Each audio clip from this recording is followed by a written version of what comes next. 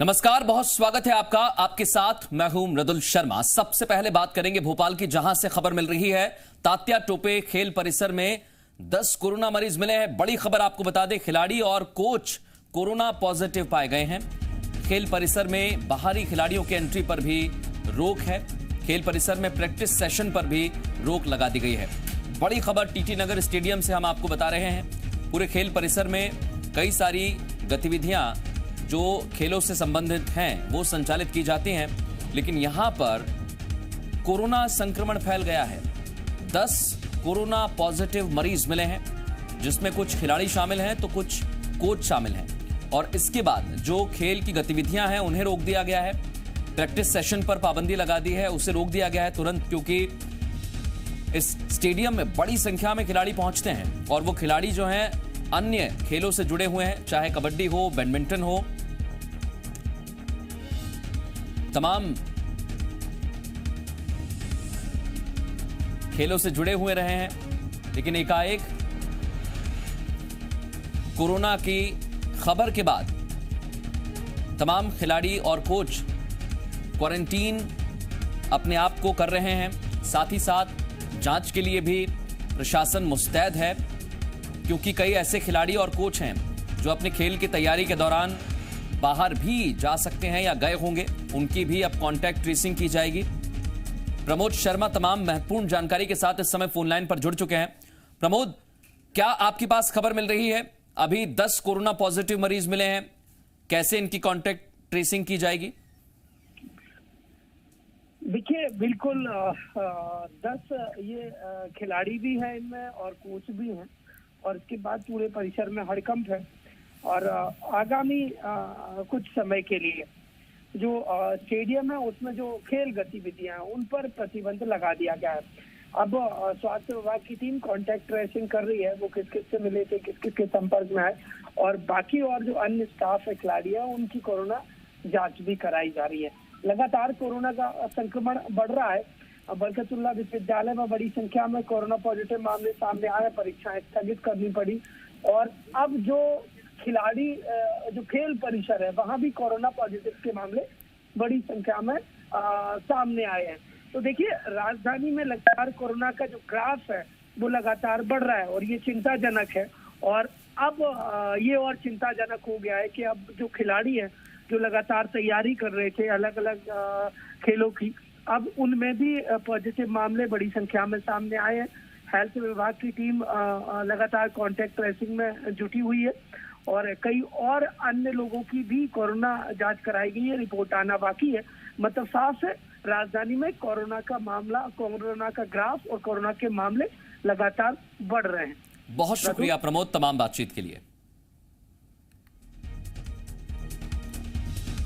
वहीं वैक्सीनेशन को बढ़ावा देने के लिए इंदौर जिला प्रशासन नया आदेश जारी करने जा रहा है। नए आदेश के तहत सरकारी दफ्तर जाने वाले 45 से ज्यादा उम्र के लोगों को अपने साथ वैक्सीनेशन का सर्टिफिकेट लाना अनिवार्य होगा। अगर उन्होंने वैक्सीन नहीं लगवाई तो उन्हें सरकारी दफ्तर में आने की अनुमति नहीं रहेगी। 15 अप्रैल से ये नया नियम इंदौर के सरकारी दफ्तरों में लागू कर दिया जाएगा। उम्मीद ये की जा रही है कि प्रशासन की ये पहल रंग लाएगी और 45 साल की उम्र से ज्यादा के जिन लोगों ने अभी तक वैक्सीन नहीं लगवाई है वो वैक्सीन जरूर लगवाएंगे।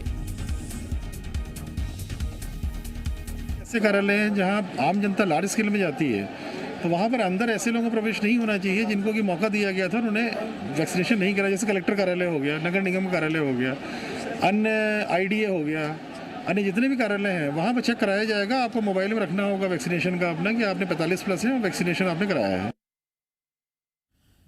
तो ये बहुत ज्यादा अहम हो जाएगा, क्योंकि इंदौर में कोरोना के जो मामले हैं वो लगातार बढ़ते जा रहे हैं और वैक्सीनेशन जैसे जैसे वैक्सीन लगेगी लोगों को, उसका प्रभाव भी हमें दिखने लगेगा।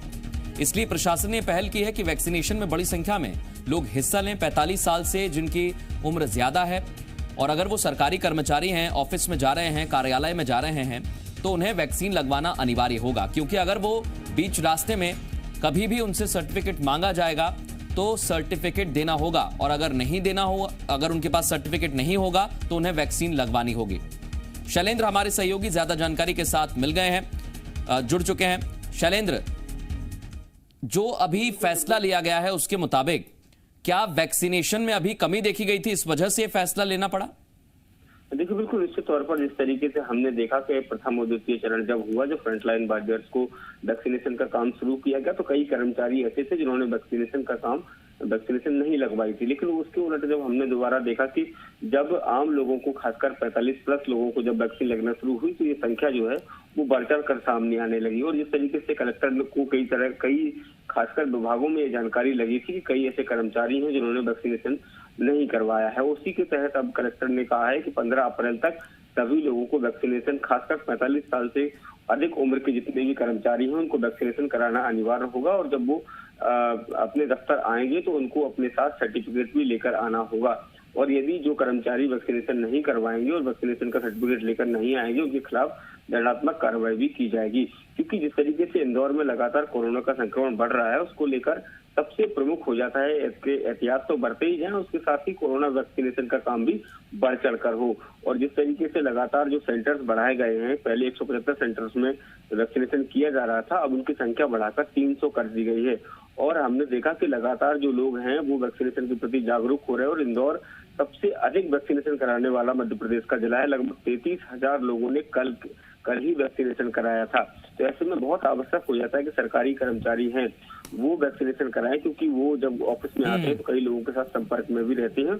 और खास बात ये भी देखने में आई है कि स्वास्थ्य विभाग ने जो आंकड़े जारी हुए उसके अनुसार कि अभी वर्तमान में जो कोरोना संक्रमित मरीज सामने आ रहे हैं, उनमें से 45 साल से अधिक के जो लोग हैं उनमें संक्रमण का खतरा ज्यादा हो रहा है। इसलिए कलेक्टर ने निर्देश दिए हैं कि 45 साल से ऊपर के जितने भी कर्मचारी हैं वो वैक्सीनेशन अवश्य तौर पर करवाएं। बहुत शुक्रिया शैलेंद्र, तमाम बातचीत। मध्य प्रदेश में बढ़ते कोरोना संक्रमण को लेकर सीएम शिवराज ने महाराष्ट्र और छत्तीसगढ़ की सीमाएं सील करने का फैसला किया है। सीएम शिवराज सिंह चौहान ने कहा कि संकट का समय है, पड़ोसी राज्यों की स्थिति बुरी है, संकट से बचने के लिए सरकार ही नहीं जनता को भी जुटना होगा। सीएम ने कहा महाराष्ट्र की सीमा सील है, छत्तीसगढ़ की सीमाएं भी सील की जाएंगी। इस दौरान सीएम ने कहा कि प्रदेश में समान रूप से लॉकडाउन लगेगा, जहां जरूरत होगी उस इलाके में लॉकडाउन लगाया जाएगा। लॉकडाउन से लोगों का रोजगार छिन जाता है। सीएम ने कहा कि मास्क, सोशल डिस्टेंसिंग, टीकाकरण, हम तीनों मोर्चों पर काम कर रहे हैं। इतना ही नहीं, सीएम ने कहा कि शाम 6 बजे से लेकर कम से कम 1 घंटे तक सड़कों पर निकलूंगा और लोगों से मास्क लगाने की अपील करूंगा। बता दें, सीएम शिवराज सिंह चौहान आज करंज की पौधा लगाने के लिए पहुंचे थे।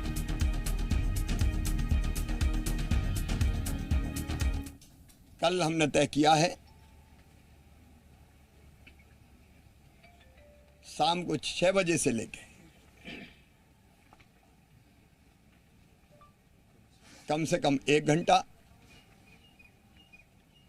मैं भी निकलूंगा, एक गाड़ी पे सवार होकर माइक बांध के,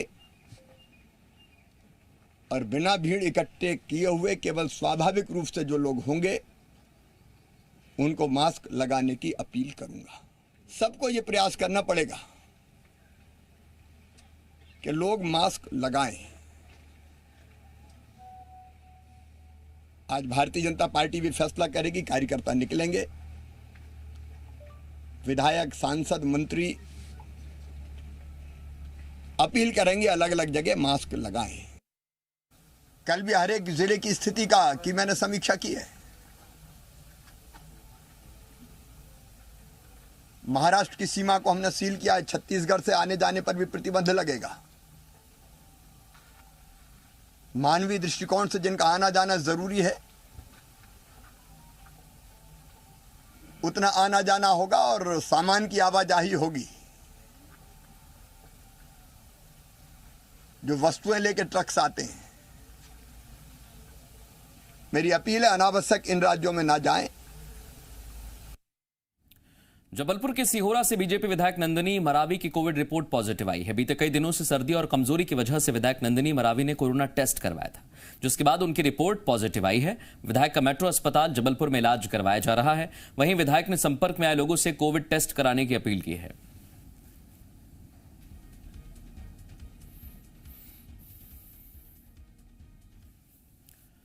बड़वानी में कोरोना अपने पैर पसार रहा है, जिसको देखते हुए प्रशासन ने सख्ती कर दी है। फिर भी लोग कोरोना गाइडलाइंस का पालन नहीं कर रहे। बिना मास्क के लोग घूम रहे हैं, जिन पर कार्रवाई करने के लिए प्रशासन की टीम सड़कों पर उतरी हुई है। कोरोना गाइडलाइन का पालन न करने पर 2 होटल्स को सील कर दिया है। बिना मास्क के घूमने वाले 300 से ज्यादा लोगों से 21,000 का जुर्माना वसूला गया, जबकि 70 लोगों को अस्थायी जेल भेजा गया है।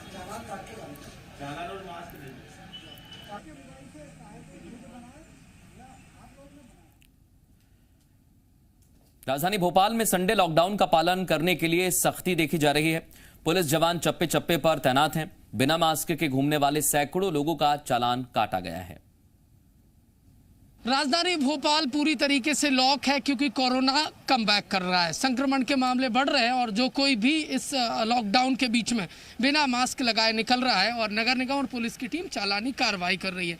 प्रति व्यक्ति 100 रुपये चालानी कार्रवाई की जा रही है और मास्क को लेकर लापरवाही करने वालों पर कार्रवाई की जा रही है। और देखिए, ये तस्वीरें हैं रोशनपुरा चौराहे की, और यदि जो भी व्यक्ति लापरवाही बरत रहा है उस पर चालानी कार्रवाई की जा रही है। पहली बार हिदायत दी जा रही है और दूसरी बार उसे खुली जेल में भेजा जाएगा।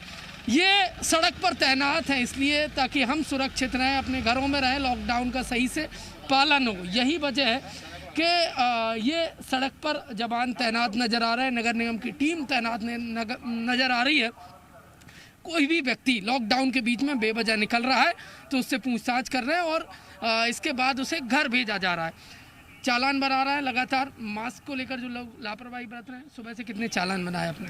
सुबह से अभी तक हो गए 18 चालान। 18 चालान। आप जैसी कितनी नगर निगम की टीम है शहर में अलग अलग नगर की? अभी 19 जोन है, 19 जोनों की टीमें काम कर रही है। हर वार्ड के जितने भी हैं दरोगा, सुपरवाइजर, सैकड़ों चालान हो गए होंगे। बिल्कुल सैकड़ों चालान, हजारों के लगभग हुए होंगे चालान अभी। जो मास्क को लेकर लापरवाही बरत रहे हैं उन पे चालानी कार्रवाई? हाँ बिल्कुल, उन पे चालानी कार्रवाई कर रहे हैं। जो मास्क नहीं लगा रहे हैं, लापरवाही बरत रहे हैं। ये कोरोना टाइम जो चल रहा है, इसमें आज संडे लॉकडाउन भी है, लेकिन जो मास्क है ये इतनी बड़ी लापरवाही करते हैं। आपके सामने देखा, अभी कार में बैठे हुए हैं, बिल्कुल मास्क नहीं लगाया, तो वो बिल्कुल गलत है। बिल्कुल, देखिए, जो लोग मास्क को लेकर लापरवाही बरत रहे हैं उन पर चालानी कार्रवाई कर रहे हैं। और पुलिस जवान पिछली साल भी जब लॉकडाउन का समय था तो ये जवानों ने मोर्चा संभाला हुआ था, और अब जब फिर से संक्रमण का ग्राफ बढ़ रहा है तो ये जवान सड़क पर तैनात है ताकि हम सुरक्षित रहें, घर में रहें, लॉकडाउन का सही से पालन हो। सर, अभी भी कुछ लोग नहीं मान रहे हैं, मास्क का सही से पालन नहीं कर रहे हैं, सड़कों पर नजर आ रहे हैं। लॉकडाउन का दिन है, कुछ समझा दी जा रही है। हाँ। और कुछ चालानी कार्रवाई भी कराई जा रही है। कुछ लोग अभी भी लापरवाही बरत रहे हैं और कोरोना को दावत दे रहे हैं। उनको समझा दे रहे हैं, सभी लोगों का अधिकतर समझाइश दे रहे हैं। और राजधानी भोपाल के चप्पे चप्पे पर और हर चौक चौराहे पर इस तरीके से पुलिस जवान तैनात हैं। संडे लॉकडाउन का सही से पालन हो, लोग अपने घरों में रहें, सुरक्षित रहें, और यदि वो बाहर कोई अत्यावश्यक काम के लिए निकल रहे हैं तो कोरोना गाइडलाइन का पालन करें, मास्क लगाएं। जो लोग मास्क नहीं लगा रहे हैं, कोरोना गाइडलाइन का पालन नहीं कर रहे हैं, उन पर चालानी और सख्ती की कार्रवाई की जा रही है। कैमरामैन अतुल जैन के साथ प्रमोद शर्मा, जी मीडिया। उज्जैन के फ्रीगंज इलाके में स्थित पाटीदार अस्पताल में उस समय अफरा तफरी मच गई जब अस्पताल की पहली मंजिल पर आग लग गई। देखते ही देखते धुआं पूरे अस्पताल में भर गया। अस्पताल में कुल 80 मरीज भर्ती थे। इनमें से 25 मरीज कोरोना के थे। जिस मंजिल पर आग लगी वहां 4 कोविड मरीज थे जो इस अग्निकांड में झुलस गए। मामले की सूचना मिलने के बाद फायर ब्रिगेड की 7 गाड़ियां मौके पर पहुंची और आधे घंटे की मशक्कत के बाद आग पर काबू पाया। इस दौरान सभी 80 मरीजों का रेस्क्यू किया गया। इस बीच कुछ मरीज छत पर पहुंच गए और कुछ मरीजों को खिड़की के जरिए बाहर निकाला गया। गनीमत ये रही कि समय रहते ही आग पर काबू पाया गया और किसी के भी हताहत होने की जानकारी नहीं। हॉस्पिटल से हमने शिफ्ट कर दिया है, सभी को रेस्क्यू करा दिया जा चुका है और इस संबंध में सभी टीमों ने बहुत अच्छा काम किया है क्योंकि लगभग आधे घंटे के अंदर ये पूरा रेस्क्यू ऑपरेशन हमारा कंप्लीट हो गया। लगभग 80 के आसपास पेशेंट्स यहाँ पर थे जिनको सभी को हम लोगों ने दूसरे हॉस्पिटल में शिफ्ट करा दिया है। अभी पहली प्राथमिकता हमारी पेशेंट्स को शिफ्ट करना था और आग किस कारण से लगी, कैसे जो है वहाँ से शुरुआत हुई है, वैसे संभवतः शॉर्ट सर्किट बताया जा रहा है, लेकिन विस्तृत कारणों की पड़ताल करी जाएगी। क्या कार्रवाई करनी है वो बाद में तय होगा। उज्जैन के निजी अस्पताल में आग लगने की घटना का मुख्यमंत्री शिवराज सिंह चौहान ने संज्ञान लिया है। उन्होंने ट्वीट किया कि उज्जैन के फ्रीगंज में पाटीदार अस्पताल में शॉर्ट सर्किट की वजह से आग में 80 मरीज अस्पताल में फंसे थे। सबको आधे घंटे के अंदर रेस्क्यू किया गया। 4 लोगों के झुलसने की खबर है। घायलों के निःशुल्क इलाज की व्यवस्था की गई है। पूरा प्रशासन मौके पर स्थित है। स्थिति को नियंत्रण में कर लिया गया है। एमपी में कमलनाथ सरकार के समय बीजेपी कार्यकर्ताओं पर दर्ज राजनीतिक मुकदमे वापस लेने की तैयारी की जा रही है, जिसे लेकर अब आरोप प्रत्यारोप शुरू हो गए हैं। दरअसल शिवराज सरकार कांग्रेस सरकार के समय में बीजेपी कार्यकर्ताओं पर दर्ज केस वापस लेने की तैयारी में है। खबर यह है कि पार्टी प्रदेश भर में ऐसे कार्यकर्ताओं की लिस्ट तैयार कर रही है जिन पर कमलनाथ सरकार के वक्त राजनीतिक मामले दर्ज किए गए थे। खबरों के मुताबिक सीएए के समर्थन में रैली के दौरान दर्ज किए गए मामले समेत दूसरे कई ऐसे केस वापस लिए जा सकते हैं। इस मुद्दे को लेकर बीजेपी और कांग्रेस में आरोप प्रत्यारोप शुरू हो गया है, जहां एक और बीजेपी का कहना है कि कमलनाथ सरकार के समय में जिसने भी राष्ट्रवाद का झंडा उठाया उसका दमन किया गया। ऐसे केस वापस लिए जाएंगे। उधर पूर्व कानून मंत्री पीसी शर्मा का कहना है बीजेपी कार्यकर्ताओं की आड़ में अपराधियों और माफियाओं पर दर्ज मुकदमे वापस लेने की तैयारी हो रही है। हमारे कार्यकर्ताओं ने जहां भी राष्ट्रवाद के लिए झंडा उठाया, कमलनाथ ने राजगढ़ में कलेक्टर से हमारे कार्यकर्ता को पिटवाया। उज्जैन में हमारा कार्यकर्ता ने महाकाल मंदिर के रास्ते को रोकने का विरोध किया, शाब्दिक विरोध किया, उस पर एनएसए लगा दी वाल्मीकि समाज का हमारा कार्यकर्ता। ये जुल्मो सितम की जो कहानी है वो खत्म होनी चाहिए। तो वो जितने भी फर्जीवाड़े किए थे, फर्जी मुकदमे दर्ज किए थे, वो निश्चित तौर पर वापस होना ही चाहिए। ये हमारा कहना है कि अगर आप सीए के नाम से आपके कुछ लोगों के अगर वापस ले लो, तो जो कांग्रेस के ज़माने में और अभी 1 साल के अंदर जो राजनीतिक मुकदमे हैं, ये सब एक लाइन में वापस लेना चाहिए। जो कमलनाथ सरकार ने माफिया, रेत माफिया, शराब माफिया और इंदौर के अंदर जो बिल्डिंगें तानी थी, इनके खिलाफ जो केसेस थे वो सब वापस लेने की इनकी तैयारी। दमोह में करीब 3000 अनुसूचित जाति और जनजाति के वोटर्स हैं, लेकिन इसके बाद भी बीएसपी ने इस चुनाव में अपना कोई उम्मीदवार नहीं उतारा। ऐसे में अब बीएसपी के वोटर्स पर बीजेपी और कांग्रेस की नजर है। कांग्रेस नेता भूपेंद्र गुप्ता ने दावा किया है कि बीएसपी वोट बैंक कांग्रेस से जुड़ा हुआ है, वहीं बीजेपी इन्हें तोड़ने की कोशिश कर रही है, लेकिन ऐसा नहीं होगा। वहीं बीजेपी नेता रजनीश अग्रवाल ने भी दावा कर दिया कि बीएसपी का वोटर बीजेपी से जुड़ा हुआ है और कांग्रेस के पास सिर्फ कागजों में ही बीएसपी के वोटर्स का समर्थन है।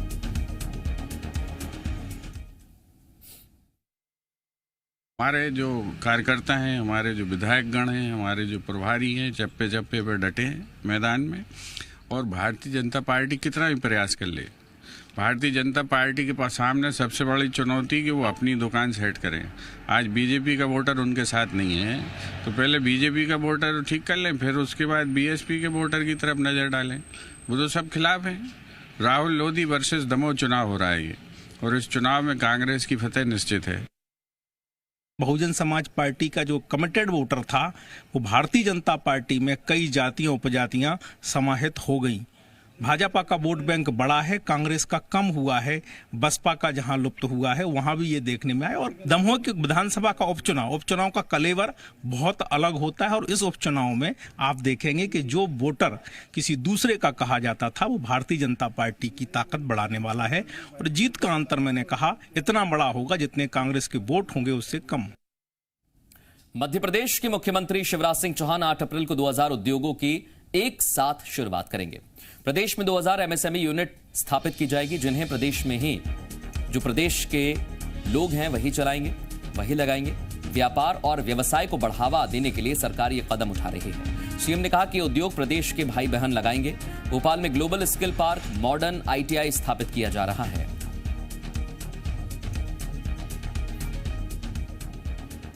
8 तारीख को मैं लगभग 2000 उद्योगों का प्रारंभ एक साथ करूंगा पूरे मध्य प्रदेश में। 2000 जो हमारे प्रदेश के भाई बहन लगाएंगे। व्यापार बढ़े, व्यवसाय बढ़े, बच्चों के हाथों में कुशलता है, इसलिए स्किल डेवलपमेंट, कौशल विकास से रोजगार। ये भोपाल में global skill park, modern ITI,